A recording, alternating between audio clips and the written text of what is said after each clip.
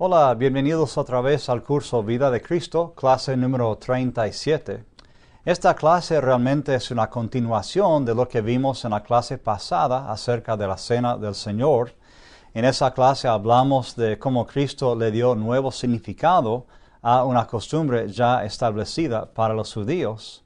Y miramos brevemente algunos significados de Cristo esa noche. Pero ahora en esta clase queremos tomar otra sección de material que también ocurrió durante esa cena, que es la sección de Juan 13 al 17. Las palabras que Cristo conversó con sus discípulos alrededor de esa mesa durante la última cena. Juan nos da por mucho la versión más completa de la conversación esa noche. Así que les invito a ir conmigo a Juan capítulo 13, donde empezamos a leer. Antes de la fiesta de la Pascua, sabiendo Jesús que su hora había llegado para que pasase de este mundo al Padre, como había amado a los suyos que estaban en el mundo, los amó hasta el fin. Y cuando cenaban, como el diablo ya había puesto en el corazón de Judas Iscariote, hijo de Simón, que le entregase, sabiendo Jesús que el Padre le había dado todas las cosas en las manos, y que había salido de Dios y a Dios iba, se levantó de la cena, y se quitó su manto, y tomando una toalla se la ciñó. Luego puso agua en un lebrillo, y comenzó a lavar los pies de los discípulos, y a enjugarlos con la toalla con que estaba ceñido. Entonces vino a Simón Pedro, y Pedro le dijo, Señor, ¿tú me lavas los pies? Respondió Jesús y le dijo, lo que yo hago, tú no lo comprendes ahora, mas lo entenderás después. Pedro le dijo, no me lavarás los pies jamás. Jesús le respondió, si yo no te lavare, no tendrás parte conmigo. Le dijo Simón Pedro, Señor, no solo mis pies, sino también las manos y la cabeza. Jesús le dijo, el que está lavado no necesita sino lavarse los pies, pues está todo limpio, y vosotros limpios estáis, aunque no todos. Porque sabía quién le iba a entregar, por eso dijo, no estáis limpios todos. Así que, después de que les hubo lavado los pies, tomó su manto, volvió a la mesa y les dijo, ¿sabéis lo que os he hecho? Vosotros me llamáis Maestro y Señor, y decís bien porque lo soy.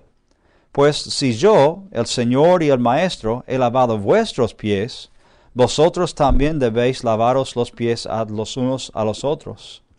Porque ejemplo os he dado para que como yo os he hecho, vosotros también hagáis. De cierto os digo, el siervo no es mayor que su Señor, ni el enviado es mayor que el que le envió. Si sabéis estas cosas, bienaventurados seréis si las hiciereis.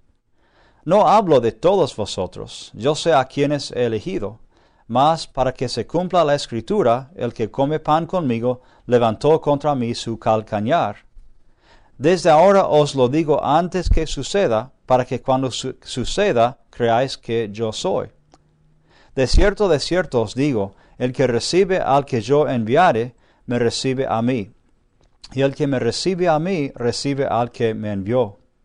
Habiendo dicho Jesús esto, se conmovió en espíritu y declaró y dijo, de cierto os digo, que uno de vosotros me va a entregar. Entonces los discípulos se miraban unos a otros, dudando de quién hablaba. Y uno de sus discípulos, al cual Jesús amaba, estaba recostado al lado de Jesús. A este pues hizo señas Simón Pedro para que preguntase quién era aquel de quien hablaba. Él entonces, recostado cerca del pecho de Jesús, le dijo, Señor, ¿quién es? Respondió Jesús, a quien yo diere el pan mojado, aquel es. Y mojando el pan, lo dio a Judas Iscariote, hijo de Simón. Y después del bocado, Satanás entró en él. Entonces Jesús le dijo, lo que vas a hacer, hazlo más pronto.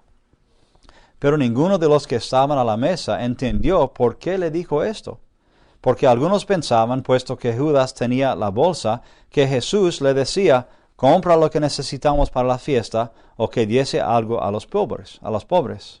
Cuando él, pues, hubo tomado el bocado, luego salió y era ya de noche.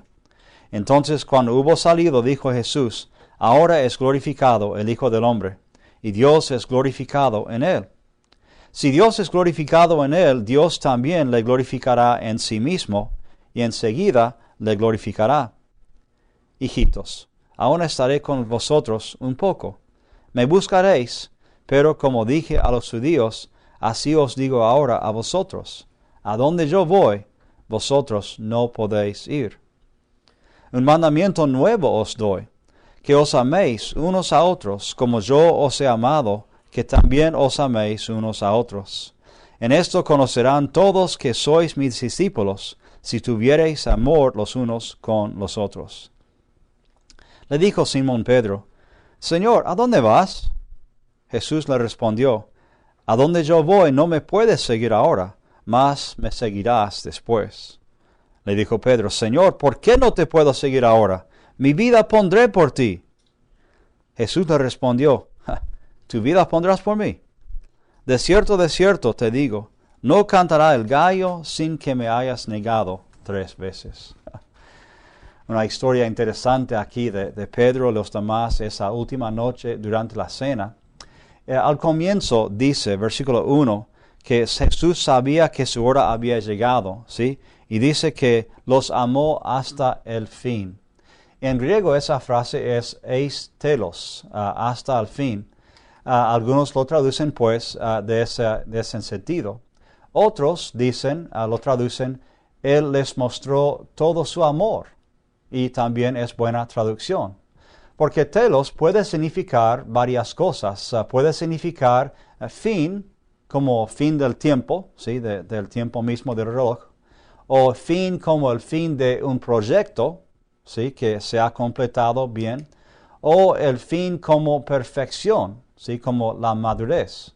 Las 3 cosas. Entonces, cuando dice que Cristo los amó eis telos, yo creo que él quería decir quizás parte de las 3 cosas. Los amó hasta el fin de su vida, que ya se acercaba.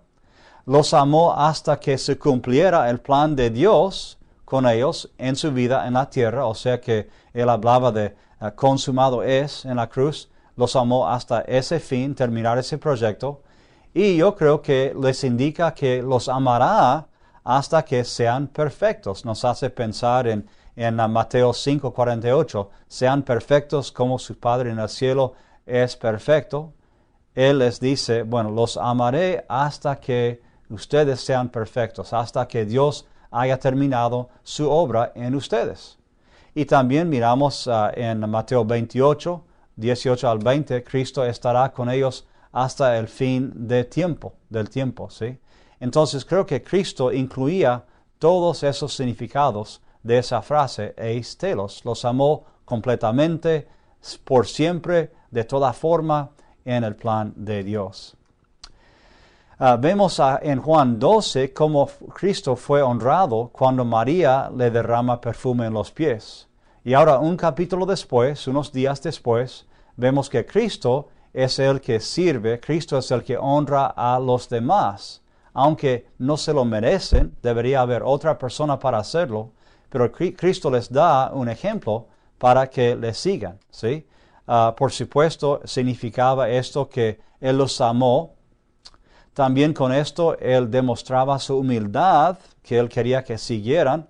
Una enseñanza importantísima, obviamente, por las tantas veces que ellos habían peleado acerca de quién era el mayor, ¿sí? Les da su humildad como ejemplo. Y es como un lavamiento espiritual también. Por lo que le decía a Pedro, ¿sí? Si yo no te hago esto, pues no puedes tener ninguna parte conmigo. Y entonces Pedro dice, bueno, entonces que me laves todo. Quería tener parte de Cristo, ¿sí? Es interesante notar que esto fue antes de que salió Judas, ¿sí? Cristo lavó también los pies de Judas. Y él está por salir a traicionarlo. Y Cristo le lava los pies. Impresionante ese servicio, sabiendo que le iba a traicionar, ¿sí? Y esta idea, pues, de estar limpios, como están ya los discípulos, físicamente, espiritualmente, sigue en todo este evangelio. Y la palabra que generalmente se usa Juan aquí, es catarizo, purificar, de estar limpios totalmente. A veces se usa con la idea de limpiar por fuego, con medios más fuertes, ¿sí? Matthew Henry, un estudioso, ha escrito un comentario en toda la Biblia, y en esta parte, y quizás también en Apocalipsis, él escribe esto. Algunos intérpretes consideran que el lavamiento de los pies de los discípulos resume todo el ministerio de Cristo. Sabía que era igual a Dios y que todas las cosas eran suyas, pero se levantó de su mesa de gloria en los cielos, dejó su ropa de luz, tomó nuestra naturaleza, vino a servir y no ser servido, derramó su sangre y preparó una forma para lavar o purificarnos de nuestros pecados.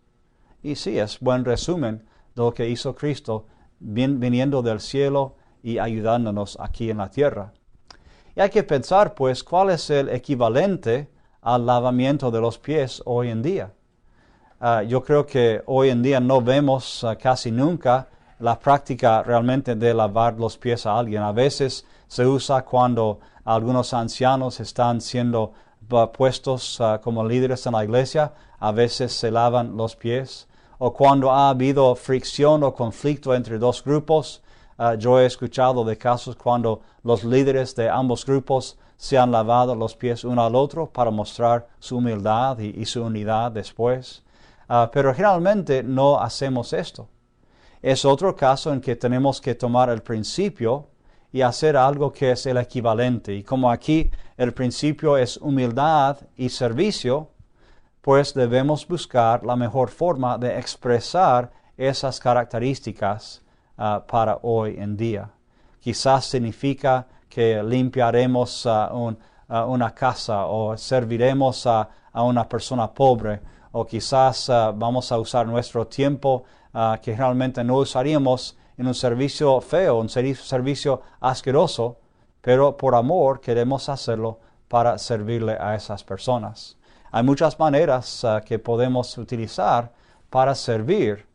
Eso es lo que Cristo quiere que hagamos, que sigamos ese ejemplo de servicio y amor.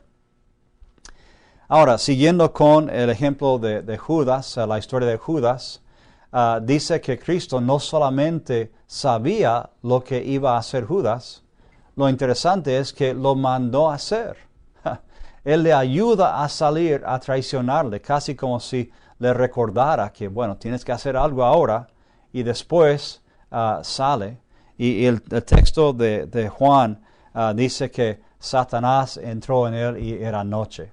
Un poco feo, un poco triste eso. Qué pena le daba a Jesús, me imagino, ver a Satanás entrar a Judas.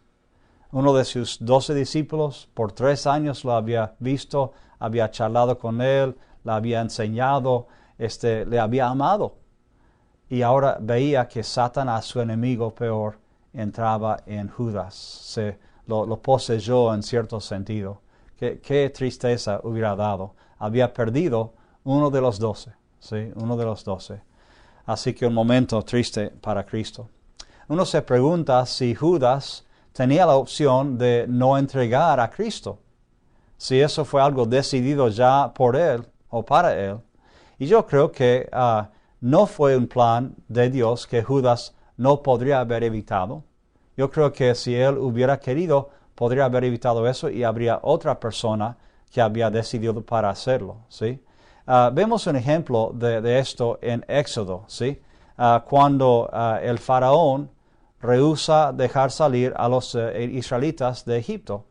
Y Dios manda las 10 señales o 10 plagas como las ven los egipcios. Y vez tras vez en esa historia, cuando el faraón se pone duro, dice que endureció el corazón. Y la cuestión es quién lo hizo, ¿sí? El faraón dice a veces endureció su propio corazón y a veces dice que Dios le endureció el corazón. Bueno, ¿cuál es? Dice más o menos una cantidad igual de veces, ¿sí? Quizás será que es un poco así, que sabemos que en ese caso el faraón, su disposición no era obedecer a Dios, era ser su propio Dios. Entonces podríamos decir que su naturaleza misma se prestaba a que endureciera su corazón. Entonces Dios no tuvo la culpa, Dios actuaba de la forma que iba a actuar para sacar a los israelitas, y el faraón mismo, por su naturaleza, endurecía su corazón. ¿Sí? Y en este caso quizás es parecido. Judas ya quizás estaba predispuesto a no seguir totalmente a Cristo, a cuestionar lo que hacía, a criticarle. Entonces, cuando le llegó la oportunidad, en cierto sentido, endureció su corazón y su naturaleza ya se prestaba para traicionar a Cristo. Y es lo que hizo aquí. Ahora, como a Judas, también Cristo ama a Pedro, sabiendo que Pedro, en cierto sentido, lo va a traicionar, le va a negar y abandonar. ¿Sí? Interesante, en algún sentido, ambos Pedro y Judas están negando a Cristo. ¿Sí? Y esto nos indica otra vez la verdad que vemos en Romanos 5, 6 al 8, que dice que Dios nos amó, ¿cuándo? En nuestros peores momentos, cuando éramos pecadores todavía, Dios mandó a Cristo para morir en la cruz por nosotros. ¿Sí? Dice, difícilmente uno moriría por un hombre bueno, ¿sí? Pero Cristo muere por nosotros en nuestros momentos peores. ¿Sí? Yo creo, quizás, que si Judas no se hubiera suicidado, quizás si hubiera vuelto, Cristo lo podría perdonar. No sabemos por qué no pasó así. Pero Cristo sí le perdonó a Pedro por su negación, porque Cristo ama a los pecadores y les perdona. Entonces, ¿cómo nos va a rechazar Cristo a nosotros? Si amó a Judas, aunque lo traicionó, si amó a Pedro y le perdonó, si ama a todos los pecadores cuando son pecadores, ¿cómo nos va a rechazar a nosotros? No lo va a hacer, nos va a amar. Qué buen mensaje. Seguimos pues en Juan 14, dice, no se turbe vuestro corazón, creéis en Dios, creed también en mí. En la casa de mi Padre muchas moradas hay, si así no fuera, yo os lo hubiera dicho. Voy pues a preparar lugar para vosotros, y si me fuere y os preparare lugar, vendré otra vez y os tomaré a mí mismo, para que donde yo estoy, vosotros también estéis. Y sabéis a dónde voy, y sabéis el camino. Le dijo Tomás, Señor, no sabemos a dónde vas. ¿Cómo podemos saber el camino? Jesús le dijo, yo soy el camino, y la verdad, y la vida. Nadie viene al Padre sino por mí. Si me conocieseis, también a mi Padre conoceríais, y desde ahora le conocéis y le habéis visto. Felipe le dijo, Señor, muéstranos al Padre, y nos basta. Jesús le dijo, tanto tiempo hace que estoy con vosotros, y no me has conocido, Felipe. El que me ha visto a mí, ha visto al Padre. ¿Cómo pues dices tú, muéstranos el Padre? ¿No crees que yo soy en el Padre y el Padre en mí? Las palabras que yo os hablo, no las hablo por mi propia cuenta, sino que el Padre que mora en mí, Él hace las obras. Creedme que yo soy en el Padre y el Padre en mí. De otra manera, creedme por las mismas obras. De cierto os digo, el que en mí cree las obras que yo hago, él las hará también. Y aún mayores hará, porque yo voy al Padre. Y todo lo que pidiereis al Padre en mi nombre lo haré, para que el Padre sea glorificado en el Hijo. Si algo pidiereis en mi nombre, yo lo haré. Si me amáis, guardad mis mandamientos, y yo rogaré al Padre, y os dará otro Consolador, para que esté con vosotros para siempre. El Espíritu de verdad, al cual el mundo no puede recibir porque no le ve ni le conoce, pero vosotros le conocéis, porque mora con vosotros y estará en vosotros. No os dejaré huérfanos, vendré a vosotros. Todavía un poco y el mundo no me verá más, pero vosotros me veréis, porque yo vivo, vosotros también viviréis. En aquel día vosotros conoceréis que yo estoy en mi Padre, y vosotros en mí, y yo en vosotros. El que tiene mis mandamientos y los guarda, ese es el que me ama, y el que me ama será amado por mi Padre, y yo le amaré, y me manifestaré a él. Le dijo Judas, no el Iscariote, Señor, ¿cómo es que te manifestarás a nosotros y no al mundo? Respondió Jesús y le dijo, El que me ama, mi palabra guardará, y mi Padre le amará, y vendremos a él y haremos morada con él. El que no me ama no guarda mis palabras, y la palabra que habéis oído no es mía, sino del Padre que me envió. Os he dicho todas estas cosas estando con vosotros, mas el Consolador, el Espíritu Santo, a quien el Padre enviará en mi nombre, Él os enseñará todas las cosas, y os recordará todo lo que yo os he dicho. La paz os dejo, mis paz os doy. Yo no os la doy como el mundo la da. No se turbe vuestro corazón, ni tenga miedo. Habéis oído que yo os he dicho, voy y vengo a vosotros. Si me amarais, os habríais regocijado, porque he dicho que voy al Padre, porque el Padre mayor es que yo. Y ahora os lo he dicho antes que suceda, para que cuando suceda creáis. No hablaré ya mucho con vosotros, porque viene el príncipe de este mundo, y él nada tiene en mí. Mas para que el mundo conozca que amo al Padre, y como el Padre me mandó, así hago. Levantaos, vámonos de aquí. Unas cuantas historias en este capítulo aquí. La promesa que tenemos al principio de este capítulo, versículo 2, que Él está edificando una mansión, ¿sí? Una morada para nosotros. Interesante que lo diga un carpintero, un albañil de habilidad excepcional. Ha tenido tanto tiempo para preparar ese lugar. ¡Wow! ¡Qué cosa! ¡Qué bella promesa de Cristo! Y cuando un cristiano muere, pues es una pérdida, pero por otro lado sabemos que Cristo está cumpliendo con esta promesa que nos ha hecho. Ahora, Cristo dice en versículo 6 algo que es clave, algo básico en la fe cristiana. Dice, yo soy el camino y la verdad y la vida. Nadie viene al Padre sino por mí. Vemos a Cristo como el camino, ¿sí? No es un camino o uno de varios caminos. Cristo dice que es el camino. Eso excluye a cualquier otro camino que vemos en el mundo.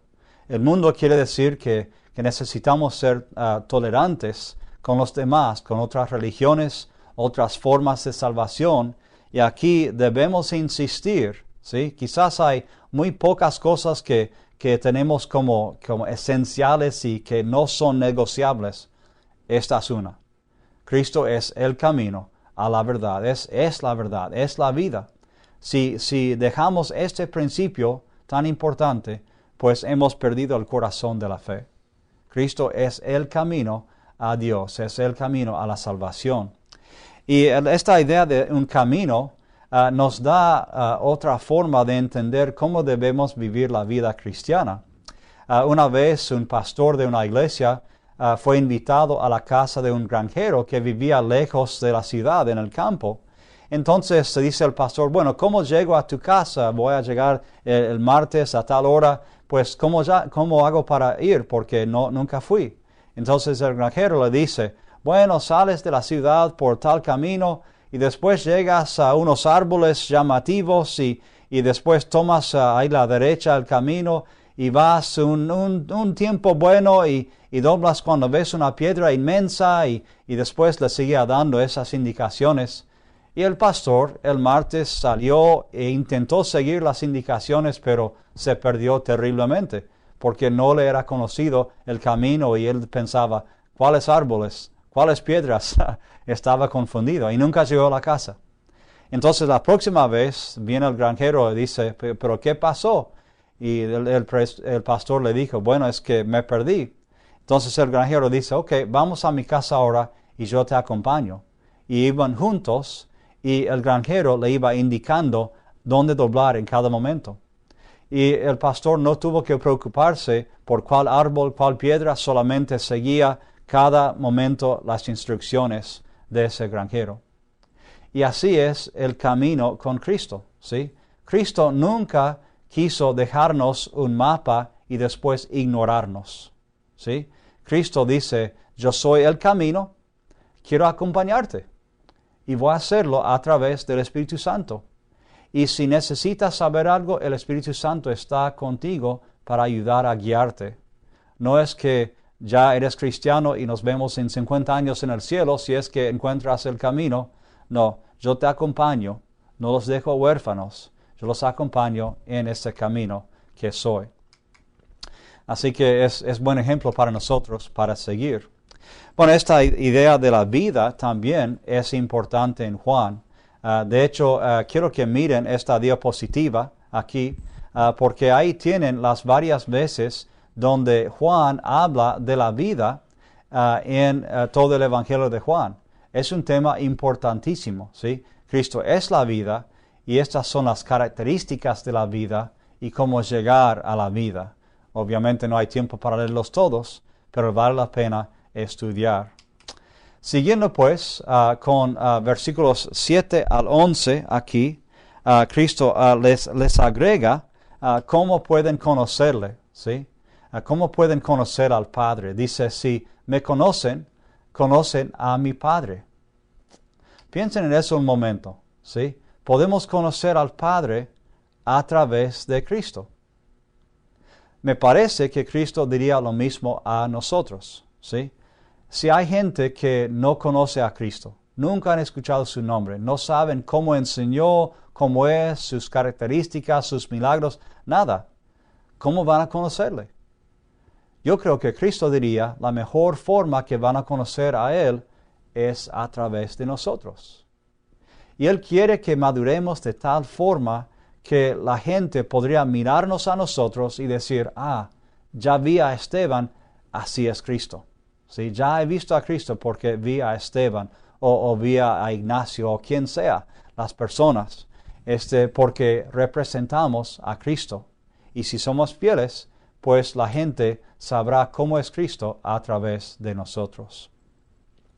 En versículos 12 al 14 tenemos unas promesas increíbles. Vamos a mirarlas una vez más.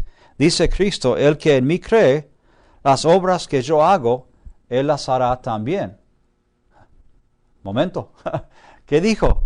El que en mí cree, las obras que yo hago, que Cristo hace, Él las hará también, y mayores aún hará, porque yo voy al Padre.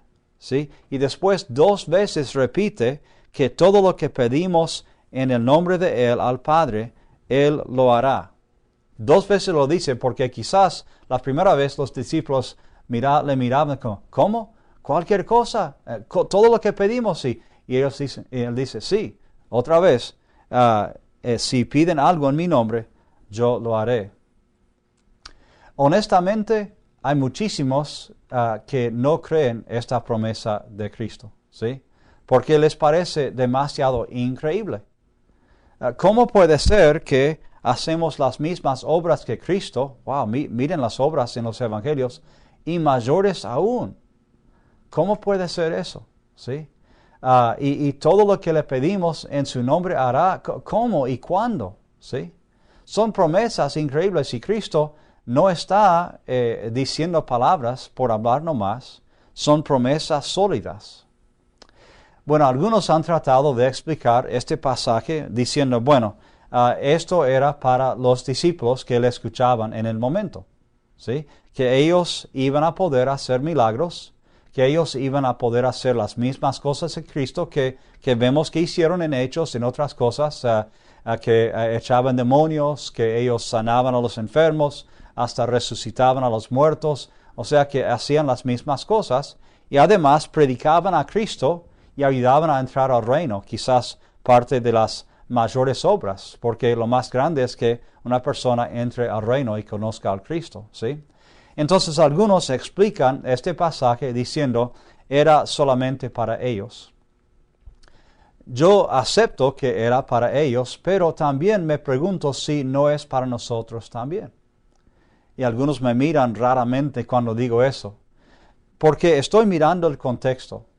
Y debemos ser honestos con nosotros mismos y con el texto y el contexto.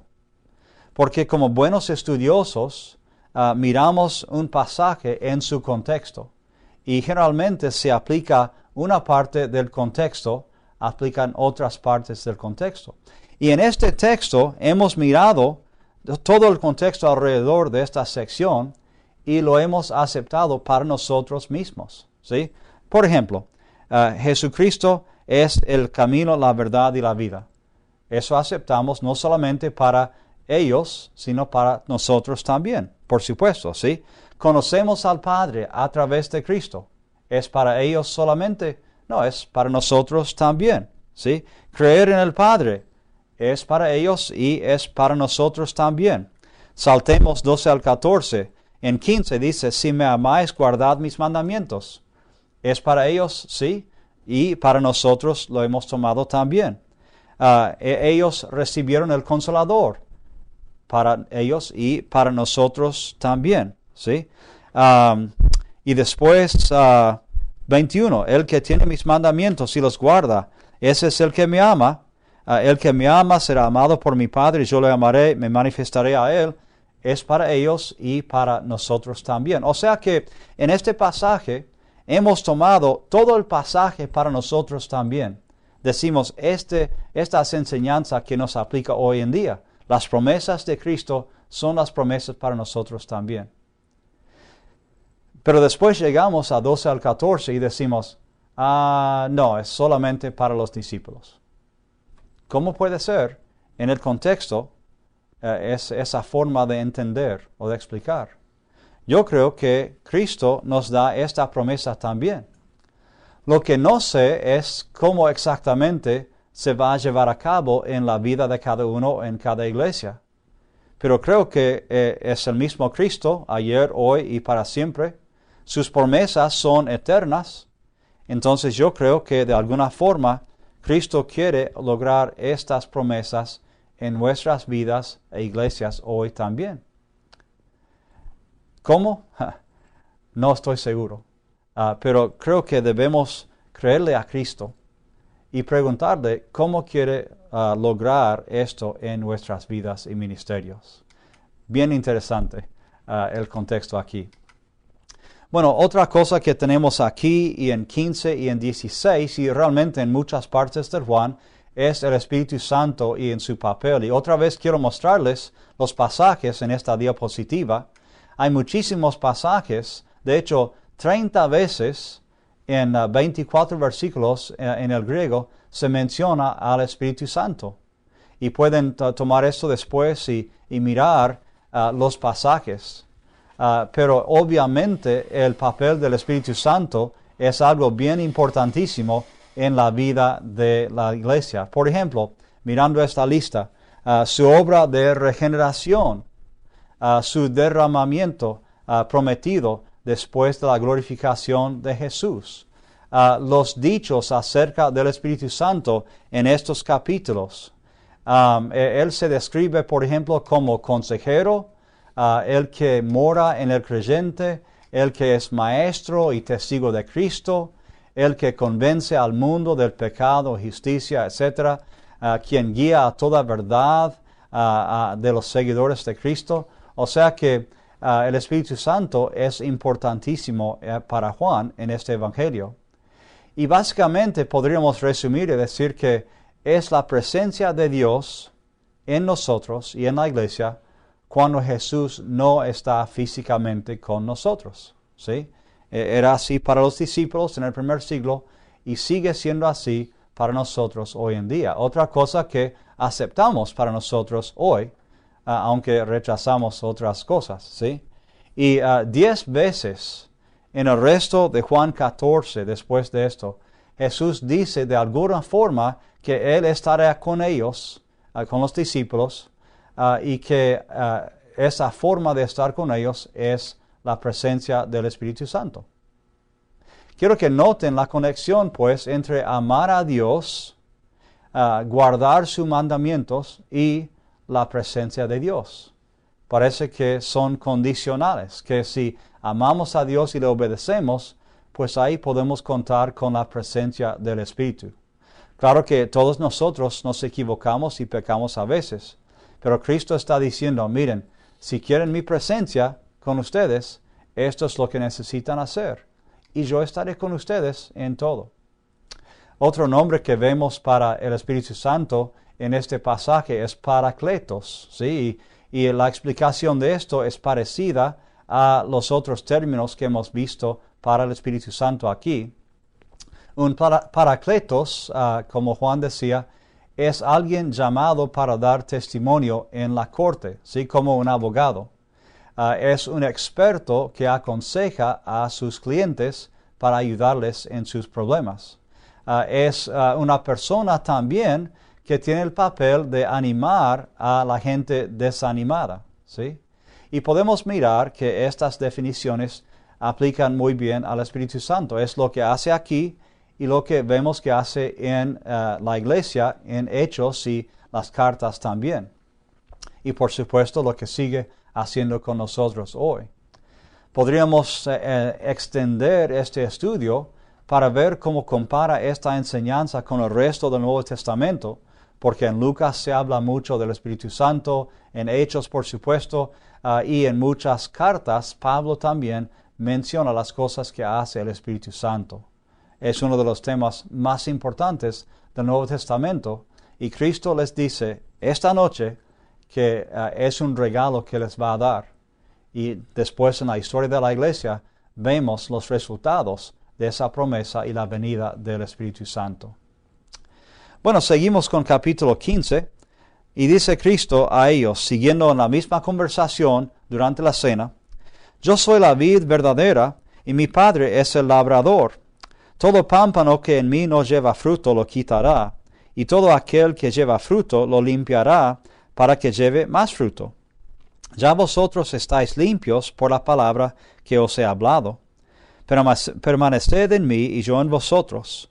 Como el pámpano no puede llevar fruto por sí mismo si no permanece en la vid, así tampoco vosotros si no permanecéis en mí. Yo soy la vid, vosotros los pámpanos. El que permanece en mí y yo en él, éste lleva mucho fruto, porque separados de mí nada podéis hacer. El que en mí no permanece será echado fuera como pámpano, y se secará, y los recogen y los echan en el fuego, y arden. Si permanecéis en mí y mis palabras permanecen en vosotros, pedid todo lo que queréis, y os será hecho. En esto es glorificado mi Padre, en que llevéis mucho fruto, y seáis así mis discípulos. Como el Padre me ha amado, así también yo os he amado. Permaneced en mi amor. Si guardaréis mis mandamientos, permaneceréis en mi amor, así como yo he guardado los mandamientos de mi Padre y permanezco en su amor. Estas cosas os he hablado, para que mi gozo esté en vosotros, y vuestro gozo sea cumplido. Este es mi mandamiento, que os améis unos a otros, como yo os he amado. Nadie tiene mayor amor que este, que uno ponga su vida por sus amigos. Y vosotros sois mis amigos, si hacéis lo que yo os mando. Ya no os llamaré siervos, porque el siervo no sabe lo que hace su Señor, pero os he llamado amigos, porque todas las cosas que oí de mi Padre os las he dado a conocer.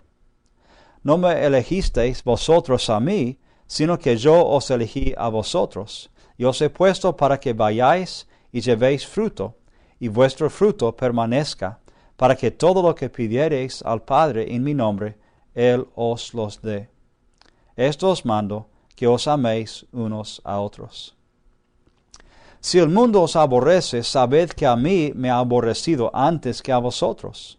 Si fuerais del mundo, el mundo amaría lo suyo.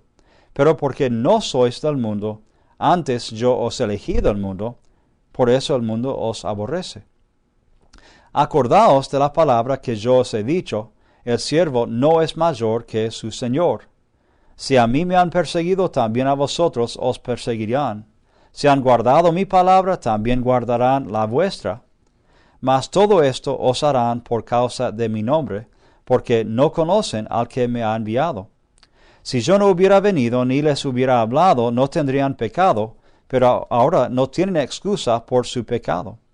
El que me aborrece a mí, también a mi Padre aborrece. Si yo no hubiese hecho entre ellos obras que ningún otro ha hecho, no tendrían pecado, pero ahora han visto y han aborrecido a mí y a mi Padre. Pero esto es para que se cumpla la palabra que está escrita en su ley, sin causa me aborrecieron.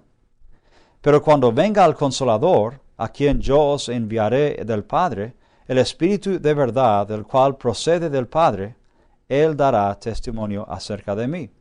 Y vosotros daréis también testimonio, porque habéis estado conmigo desde el principio.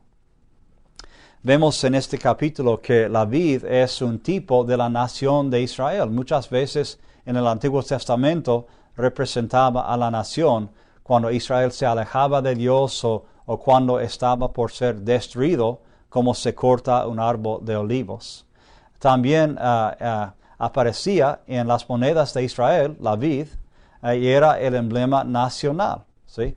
Entonces, interesante ver la conexión aquí que da Cristo, que Él es la vid. Jesús obviamente es la vid buena, que daba fruto. Había vides que no daban frutos, que no eran buenos, no servían para nada, pero Cristo obviamente da fruto. Y en la vid parece que hay dos clases de ramas, las que dan o no dan, y las buenas ramas son las que son podadas y limpiadas, es la misma palabra que mencionamos antes, katarizo, purificadas, ¿sí? Y es la misma palabra que se usa en 1 de Juan 1, cuando dice que Cristo nos limpia, nos perdona nuestros pecados, ¿sí? Nos purifica de nuestros pecados. Eso es lo que Cristo propone hacer a sus discípulos, que son las ramas de la vid que dan fruto, ¿sí? Y la meta siempre es que crezcan y que sean fructíferos en la vid. Noten aquí también la repetición de la idea de permanecer en Cristo. O quizás se dice guardar sus mandamientos. Otra vez es algo que se menciona mucho en la primera carta de Juan.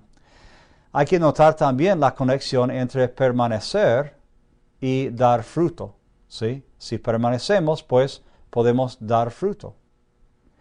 Entonces, si miramos nuestras vidas y parece que estamos en un momento cuando no estamos dando fruto, puede que nos hayamos separado de la vid para tratar de hacerlo solos. Y ninguna rama cortada de un árbol o de una vid va a sobrevivir y mucho menos dar fruto. Pero a veces pensamos que podemos separarnos de la palabra, separarnos de la oración, separarnos de la iglesia o las obras cristianas. Pensamos que podemos vivir una vida sin todo eso y por supuesto sin Cristo. Es tonto. Vamos a morir y seremos echados en el fuego, ¿sí? Entonces Cristo dice, permanezcan y permaneciendo guarden mis mandamientos y así darán fruto. Es algo natural, no tenemos que forzar el fruto, solamente obedecemos permaneciendo y así Cristo producirá fruto en nosotros. Vemos aquí algo más interesante. Las características de un amigo de Jesús en 14 y 15, dice que yo los llamo amigos, no siervos, ¿sí? Porque a mis amigos yo comparto las cosas que escuché de mi Padre, ¿sí? Es como casi compartir los secretos con ellos. Dice, ustedes son mis amigos porque yo les digo todo lo que yo os he escuchado de mi Padre, ¿sí? Y también en 15, ¿sí? Dice que el siervo no sabe lo que hace su Señor, pero él les dice lo que hace Dios, y por eso son sus amigos. Muy bien. También en Juan 1, 18, Juan 16, 14, Cristo enfatiza otra vez que como tratan a Él, será como el mundo los trata a ellos. Son una unidad, son discípulos de Él, entonces recibirán el mismo trato para bien o para mal que Cristo ha recibido. Muy bien, entonces seguimos adelante con capítulo 16. Y dice Cristo, estas cosas os he hablado para que no tengáis tropiezo. Os expulsarán de las sinagogas, y aún viene la hora cuando cualquiera que os mate pensará que rinde servicio a Dios. Nos hace pensar en Pablo, exactamente lo que hizo. y harán esto porque no conocen al Padre ni a mí. Mas os he dicho estas cosas para que cuando llegue la hora, os acordéis de que ya os los había dicho. Esto no os lo dije al principio, porque yo estaba con vosotros. Pero ahora voy al que me envió, y ninguno de vosotros me pregunta, ¿a dónde vas? Antes, porque os he dicho estas cosas, tristeza ha llenado vuestro corazón. Pero yo os digo la verdad, os conviene que yo me vaya, porque si no me fuera, el Consolador no vendría a vosotros, mas si me fuere, os lo enviaré. Y cuando Él venga, convencerá al mundo de pecado, de justicia y de juicio, de pecado por cuanto no creen en mí, de justicia por cuanto voy al Padre y no me veréis más, y de juicio por cuanto el príncipe de este mundo ha sido ya juzgado. Aún tengo muchas cosas que deciros, pero ahora no las podéis sobrellevar. Pero cuando venga el Espíritu de verdad, Él os guiará a toda la verdad, porque no hablará por su propia cuenta, sino que hablará todo lo que me oyere, y os hará saber las cosas que habrán de venir. Él me glorificará, porque tomará de lo mío, y os lo hará saber. Todo lo que tiene el Padre es mío. Por eso dije que tomará de lo mío, y os lo hará saber. Todavía un poco, y no me veréis, y de nuevo un poco, y me veréis, porque yo voy al Padre. Entonces se dijeron algunos de sus discípulos unos a otros, ¿qué es esto que nos dice? Todavía un poco y no me veréis, y de nuevo un poco y me veréis, y porque yo voy al Padre. Decían pues, ¿qué quiere decir con todavía un poco? No entendemos lo que habla.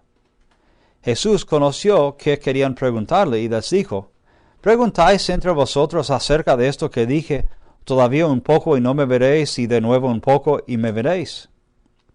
De cierto os digo, que vosotros lloraréis y lamentaréis, y el mundo se alegrará. Pero aunque vosotros estéis tristes, vuestra tristeza se convertirá en gozo.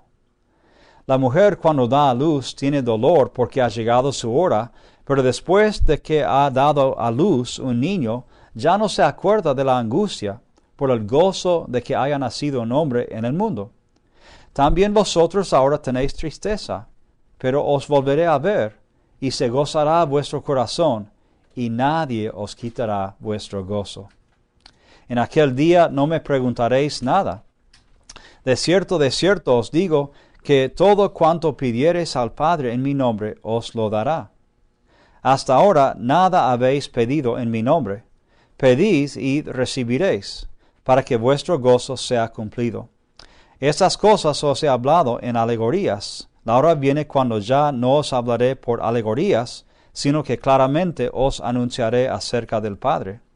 En aquel día pediréis en mi nombre, y no os digo que yo rogaré al Padre por vosotros, pues el Padre mismo os ama, porque vosotros me habéis amado y habéis creído que yo salí de Dios.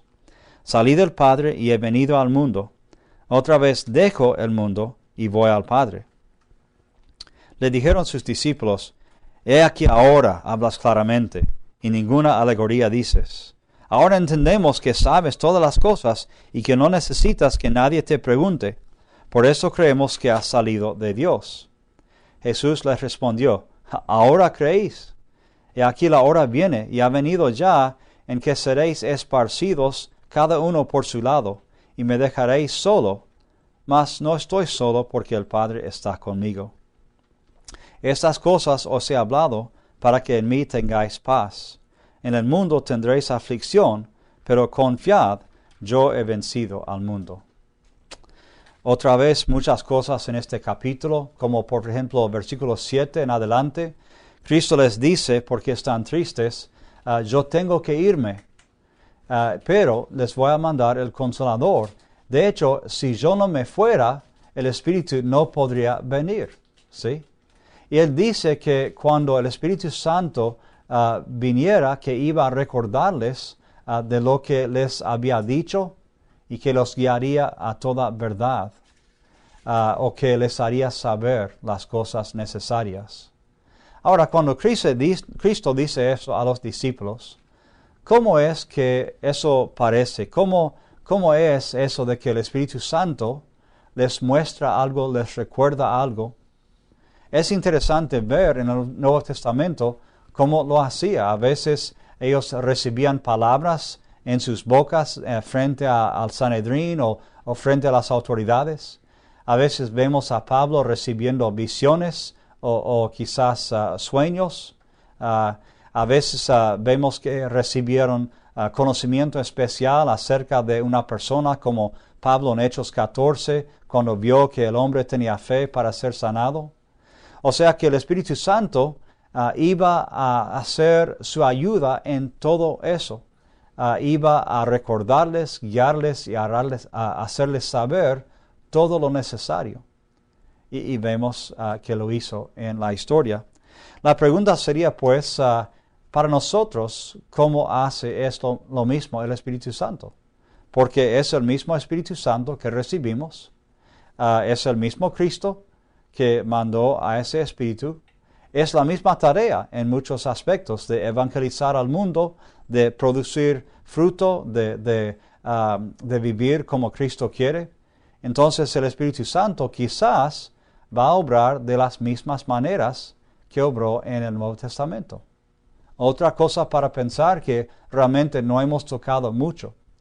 Yo no pretendo saber todas las formas en que el Espíritu Santo obrará haciendo este trabajo, pero creo firmemente que lo va a hacer. Yo lo he visto en algunas formas en mi vida, en mi ministerio, que cuando predicaba o enseñaba o estudiaba la palabra con alguien, se me venía a la mente un ejemplo o un pensamiento, un pasaje bíblico que no estaba ahí antes. Bueno, yo creo que esa es la ayuda del Espíritu Santo, ¿sí? Que Él me daba las palabras necesarias para lograr su misión en esa instancia. Y creo que hace así con todos nosotros, ¿sí? El mismo Espíritu cumpliendo la misma misión en nosotros. En todo esto, sabemos que debemos conocer a Cristo y depender del Cristo viviente, ¿sí? A través del Espíritu Santo. Nosotros hemos enfatizado mucho en la Biblia el conocimiento de la palabra de Dios. Y estoy 100% a favor de conocer bien la palabra de Dios, hasta memorizarla, porque así está bien adentro. Pero a veces creo que hemos enfatizado demasiado eso en vez de enfatizar conocer a Cristo también. Hemos puesto más importancia en conocer la palabra de Dios que Cristo mismo o Dios mismo. Y ahí estamos torciendo un poco el enfoque que Cristo quiere darnos. Les doy un ejemplo de lo que quiero decir.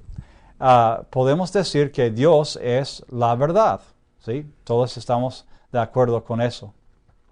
La Biblia es la verdad sobre la verdad, mayúscula, ¿sí? Quizás sería bueno mostrarles esta diapositiva para que sigan aquí.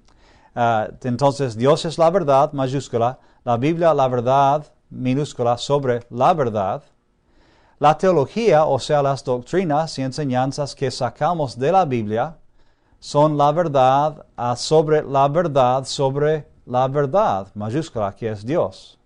Y un buen sermón o clase es la verdad, o sea, la clase sobre la verdad de la doctrina, teología, sobre la verdad que es la Biblia, sobre la verdad que es Dios. O sea que un buen sermón en sí no es Dios, son palabras acerca de Dios. La Biblia en sí no es Dios, son palabras acerca de Dios. Pero a veces confundimos los dos y enfatizamos más la palabra o un sermón, una doctrina, en vez de enfatizar a Dios y a Cristo mismo. ¿Okay? Pero debemos tener bien claro, la Biblia no es Dios. La verdad, Dios es la verdad, Cristo es la verdad. Hay una cita de un pastor que dijo, alrededor de esta verdad, Dios, hay unos andamios, buena descripción, unos andamios de palabras, teologías y exposiciones. Ninguno de estos, la palabra, teología, exposición, ayuda en momentos de sufrimiento. Este es un pastor que ha sufrido mucho por su fe en cárceles y en golpes y castigos, tortura. Él dice, ninguno de estos ayuda en momentos de sufrimiento. Solo la verdad quien puede ayudar. Tenemos que penetrar los sermones, los libros y todo lo que sea palabra para llegar a la realidad de Dios mismo. Me han preguntado, ¿cuál versículo bíblico te ayudó y te fortaleció en tu sufrimiento? Mi respuesta, ningún versículo me ayudó. Poco raro, uno pensaría que sería una gran ayuda. No se puede decir esto. Es el Señor el que ayuda, no el versículo que habla de tal manera. No es suficiente tener el versículo, debemos tener el sobre quien el versículo habla. Conocíamos el versículo, mi gracia es suficiente para ti, pero es la gracia que es suficiente, no el versículo. ¿Tiene sentido? ¿Sí? A veces nos confundimos, preferimos tener la palabra escrita que la palabra viva, y ahí estamos equivocados. Quizás podríamos usar un ejemplo de alguien que va a un restaurante fino y conoce muy bien el menú. De hecho, él sabe exactamente cuáles platos hay, qué tipo de papel se usa para hacer el menú mismo, de qué estilo es el papel y el menú, conoce al autor del menú, quién lo diseñó, entiende el idioma del menú, especialmente si está escrito en otro idioma. Él sabe cómo ordenar o pedir del menú, pero ¿qué tal si esa persona nunca comiera nada en ese restaurante? Conocía muy bien el menú, pero nunca llegó a comer la comida del restaurante. ¿Qué pensaríamos de esa persona? Diríamos que es sumamente tonta esa persona. ¿Quién quisiera estudiar un menú sin comer la comida? Es inútil. De hecho, da más hambre mirar el menú y pensar en los platos, ¿sí? Es mejor mirarlo y después ir directo a la comida que el menú menciona, ¿sí? Pero nosotros a veces somos culpables de estudiar el menú, la palabra de Dios, ¿sí? La parte escrita, en vez de vivir con la palabra viva que es Cristo, ¿sí? Nos hemos enfocado en el menú y no hemos comido la comida espiritual que es Cristo Jesús. Así que Cristo aquí diría, ustedes necesitan conocerme a mí, necesitan vivir en mí y yo en ustedes. La vida cristiana se basa en Cristo, no en un libro, ¿sí? No en una doctrina. La vida cristiana tiene su vida en mí y solamente en mí. Y aparte de mí, nada pueden hacer. Ningún fruto van a tener. Ojalá aprendiéramos bien esa lección en nuestros ministerios y en nuestras vidas personales. Y daremos fruto si hacemos eso. Y finalmente, capítulo 17. Las últimas palabras de Cristo antes de salir al jardín de Getsemaní, antes de ser arrestado. Y dice, estas cosas habló Jesús y levantando los ojos al cielo, dijo, Padre, la hora ha llegado, glorifica a tu Hijo, para que también tu Hijo te glorifique a ti. Como le has dado potestad sobre toda carne, para que dé vida eterna a todos los que le diste. Y esa es la vida eterna, que te conozcan a ti, el único Dios verdadero, y a Jesucristo a quien has enviado. Justo lo que decimos. Yo te he glorificado en la tierra, he acabado la obra que me diste que hiciese.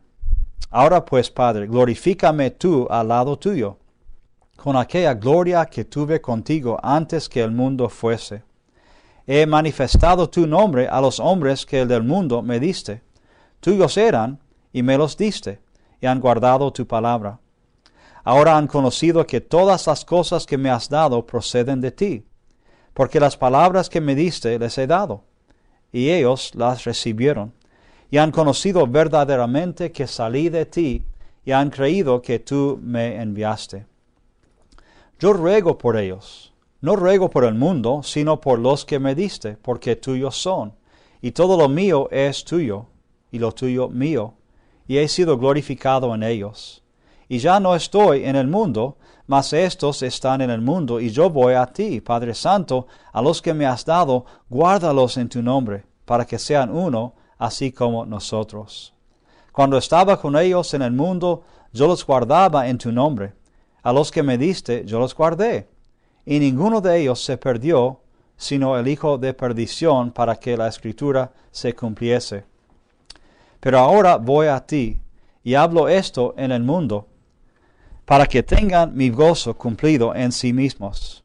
Yo les he dado tu palabra, y el mundo los aborreció, porque no son del mundo, como tampoco yo soy del mundo. No ruego que los quites del mundo, sino que los guardes del mal. No son del mundo, como tampoco yo soy del mundo. Santifícalos en tu verdad, tu palabra es verdad. Como tú me enviaste al mundo, así yo los he enviado al mundo. Y por ellos yo me santifico a mí mismo, para que también ellos sean santificados en la verdad. Mas no ruego solamente por estos, sino también por los que han de creer en mí por la palabra de ellos, para que todos sean uno, como tú, oh Padre, en mí, y yo en ti, que también ellos sean uno en nosotros, para que el mundo crea que tú me enviaste. La gloria que me diste, yo les he dado, para que sea uno, así como nosotros somos uno. Yo en ellos y tú en mí, para que sean perfectos en unidad, para que el mundo conozca que tú me enviaste, y que los que has amado a ellos, como también a mí me has amado. Padre, aquellos que me has dado, quiero que donde yo estoy, también ellos estén conmigo, para que vean mi gloria que me has dado, porque me has amado desde antes de la fundación del mundo. Padre justo, el mundo no te ha conocido, pero yo te he conocido, y estos han conocido que tú me enviaste.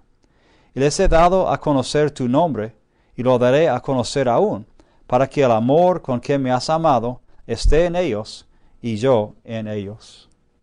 Entonces, en esta primera parte del capítulo, Cristo habla de su misión, misión cumplida, ¿sí?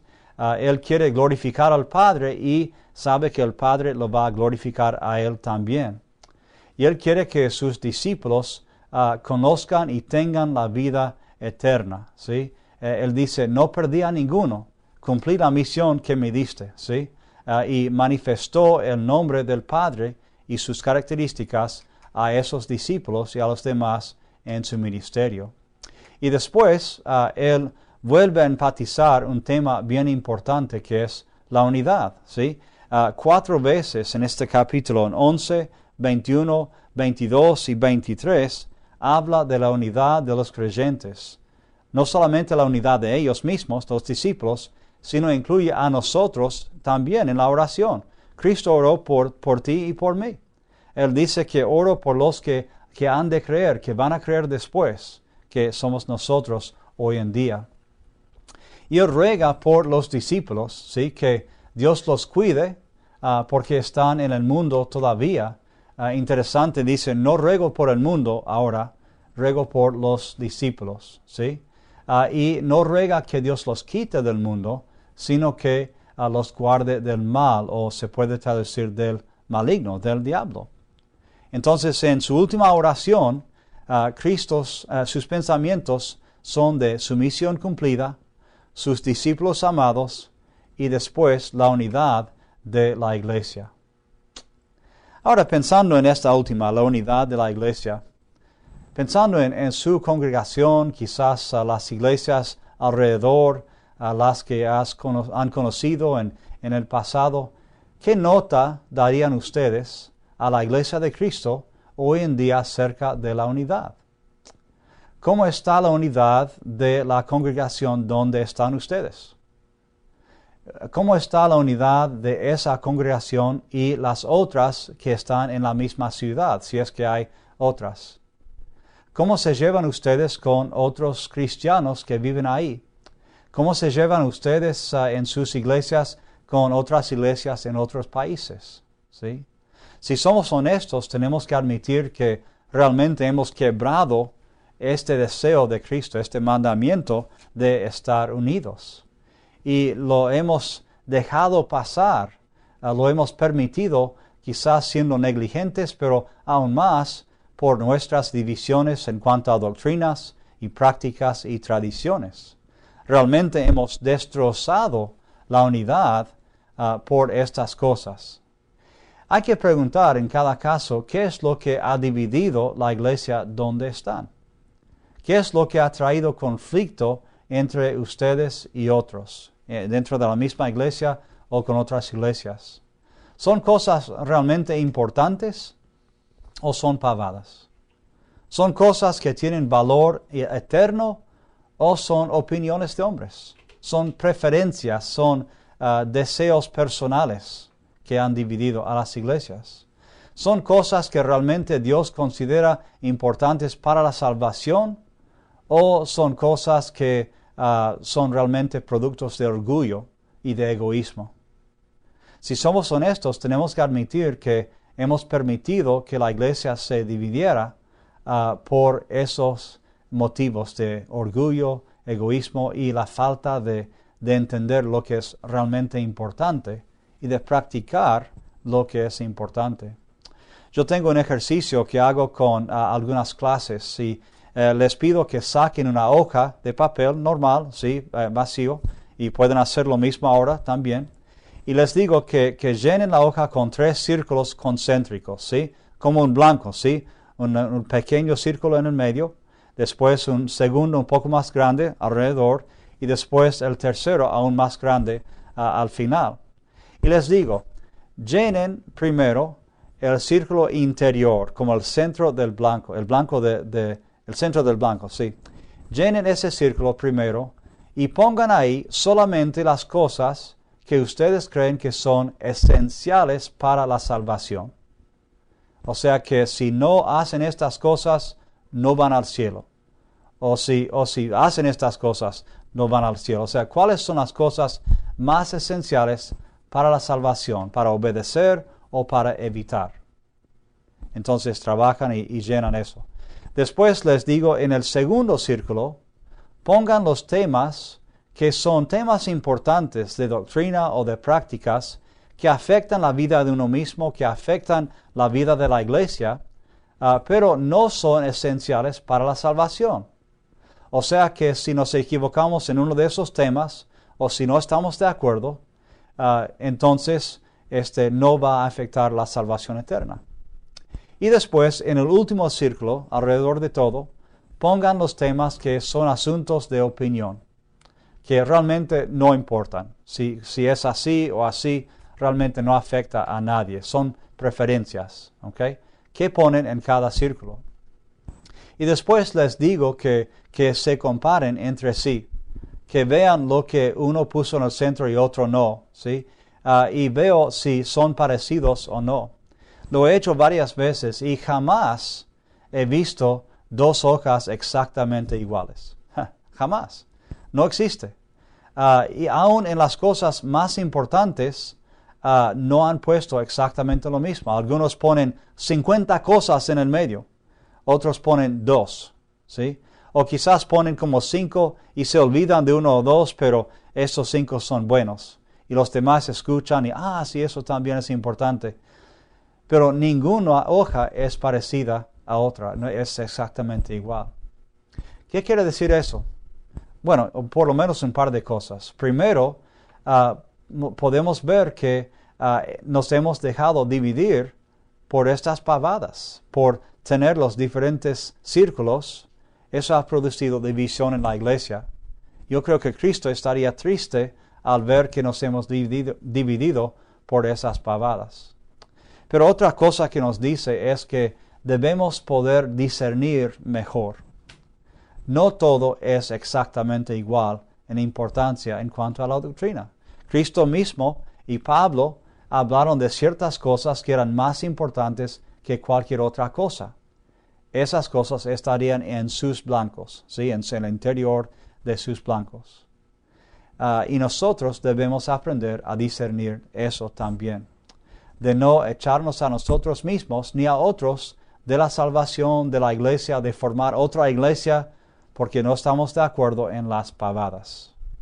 ¿Qué tal si seguimos el ejemplo de Cristo, pongamos las cosas más importantes en el medio y después que tengamos paciencia y amor para con los demás que son diferentes a nosotros, que creen de otra forma en algunos asuntos que no son tan importantes para la salvación. Por eso la Biblia habla de soportarnos los unos a los otros, ¿sí? De ser pacientes uno con el otro, de no hacer tropezar el débil. Hay muchos pasajes que dan por sentado que habrá diferencias en la iglesia, pero que la iglesia seguirá unida a pesar de esas diferencias. Pues les doy ese desafío de hacer ese ejercicio, de ver cuál es lo más importante para la salvación y aferrarse a eso, como Cristo es el camino a la vida. Eso sí está en el centro, ¿sí?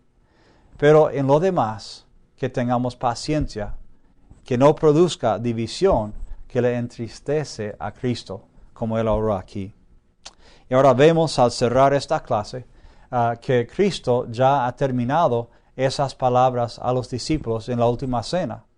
Y lo que va a pasar después es que se van cantando y llegan al jardín y empiezan los sucesos de la última noche y el último día de Jesucristo. Que el Señor los bendiga en estos estudios.